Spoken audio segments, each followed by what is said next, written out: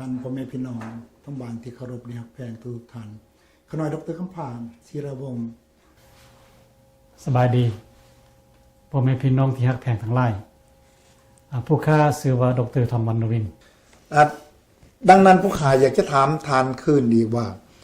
การที่เขาปริวาสกรรมของพระสงฆ์แนวนั้นหันเฮ้านั้นคิดว่าก่อนจะกลายมาเป็นประเพณีกลายมาเป็นวัฒนธรรมกลายมาเป็นหีบ12ดังกล่าวนี้นั้นทานพ่อที่จะอธิบายแก่พ่อแม่พี่น้องของพวกเฮาทั้งบ้านได้บ่ว่าการทำนี้นั้นมีอานิสงส์แนวใดเป็นหยังน่ะพวกเฮาจึงทำถ้าเฮาบ่ทำเนี่ยได้หยังในสิ่งดังกล่าวนี่เราอยากจะให้ทานนั้นโปรดอธิบายสู่ทานพ่อแม่พี่น้องเฮานะฟังว่าสิ่งที่ควรเฮ็ดเฮาก็เฮ็ดเนาะถ้าหากว่าสิ่งบ่ควรเฮ็ดเฮาก็บ่จำเป็นต้องเฮ็ดนะถึงแม้ว่าสิเป็นที่12ก็จริงอยู่แต่ว่าคันถามว่าบ่เหมาะสมเฮ็ดนั้นตัวเป็นการเสียเวลากรุณาทานนี่เด้อเข้าใจอันน่ะความจริงหั่นผู้ค้าได้จะให้พี่น้องฮ้อนขึ้นแต่บัดนึงว่าเป็นหยังพ่อแม่พี่น้องหรือว่าบรรพบุรุษของมันจึงได้ตั้งว่า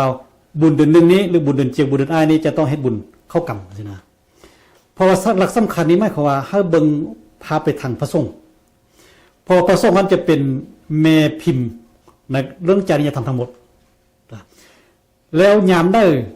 เวลาเพิ่นมีกรรมสังฆกรรมใหญ่นะพวกเฮานี่สิเป็นไทยบ้านก็จะต้องสู่สนุสุนหมายความความอุปถัมภ์ตลอดไปมันซะแนะนำพุทธบริษัท4เจ้าเพราะว่าเฮานี่สิเลี้ยงหน้าที่เฮาก็บ่ได้มันเป็นหน้าที่ของพวกเฮาเพราะการเป็นคนลาวนั้นตามผู้ค้าเข้าใจนี้ก็คือเป็นพุทธบริษัทผู้หนึ่งถ้ามีโอกาสก็ต้องได้ส่วนสู่ยูทรง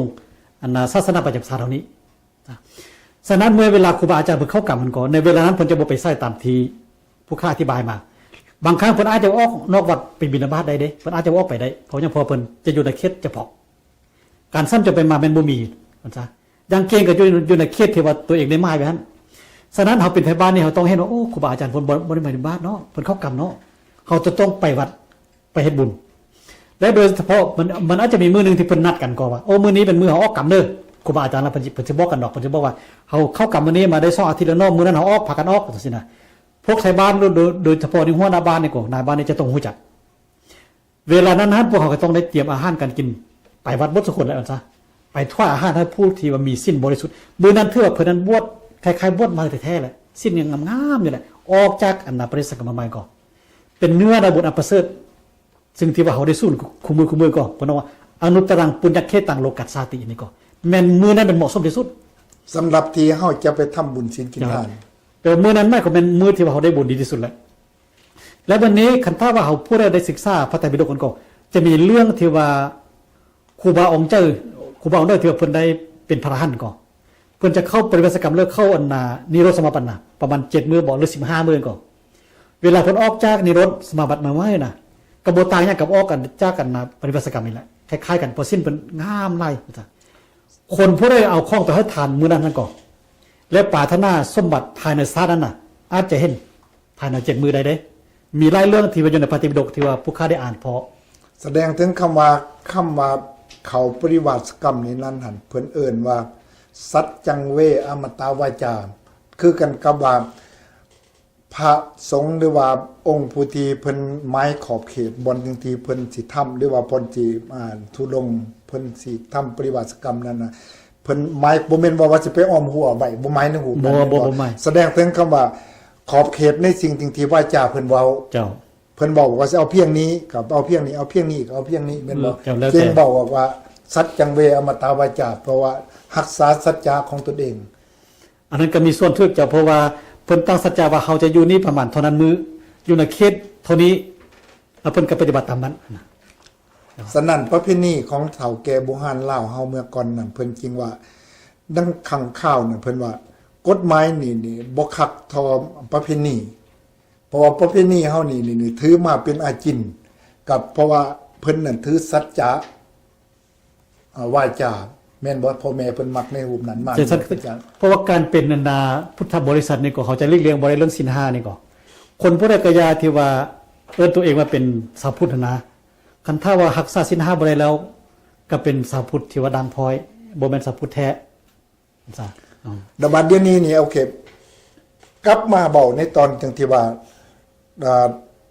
ว่าได้ทำอันนั้นได้อานิสงส์หยังการทำทานในเมื่อเวลาพระภิกษุสงฆ์เพิ่นทำปฏิบัติกรรมอยู่นั้นนักกาควรเฮ็ดแนวใดแบบการเฮาสิทำทานได้บุญหลายตอนนั้นเนี่ยเอาของทานประเภทใดจริงๆว่ามาถวายจังใดหรือว่าเอาบ่เอาประเภทใด การทานเพื่อจะได้บุญนี่ก็มันมี3อย่างพร้อมกัน3อย่าง1ผู้ให้ก็ต้องมีศีลเฮาเองก็ต้องมีศีล5อันซะครูบาอาจารย์เพิ่นมีศีลงามออกมาเฮารู้จักแล้วเพิ่นกำลังออกปฏิบัติกรรมใหม่ๆเห็นบ่ผู้หนึ่งก็เป็นเฮานี้ผู้ที่2คือครูบาอาจารย์เพิ่นก็ศีลบริสุทธิ์งามแล้วนี่ข้อที่3ในปัจจัยนี้ก็ต้องเป็นของที่บริสุทธิ์บ่แม่นเป็นของหลักของหมู่หมาว่าซะสิ่งที่เฮาหามาด้วยน้ำเหือน้ำแห้งเอานะอันนั้นเป็นของบริสุทธิ์ถ้าทราบอย่างนี้ประกอบกันแล้วถือว่าได้บุญหลายแต่ว่าบุญหลายหั่นอันนี้มันก็เป็นตามวัตถุซื้อบุญนั้นมันเป็นนามธรรมเป็นสิ่งที่บ่เห็นบ่ได้แต่มันขึ้นอยู่นำใจจะเอาจังซั่นเฮาต้องเอาใจนี้เป็นการพ้องตึมบางบุญจะได้น้อยได้หลายก่อนคือยังก็คือเจตนาพน้องเจตนาเข้าหันคือว่าเวลาเฮาฮู้จักว่าโอ้มื้อนี้ครูบาจะออกปริศกรรมเนาะจิตใจนี่ดีใจแล้วว่าสิได้ไปทานนะเข้าเฮาก็ได้มาได้ซื้อเข้ามาตัวอย่างซะสินะอันนี้เป็นห้องว่าบุพเจตนาอันบริสุทธิ์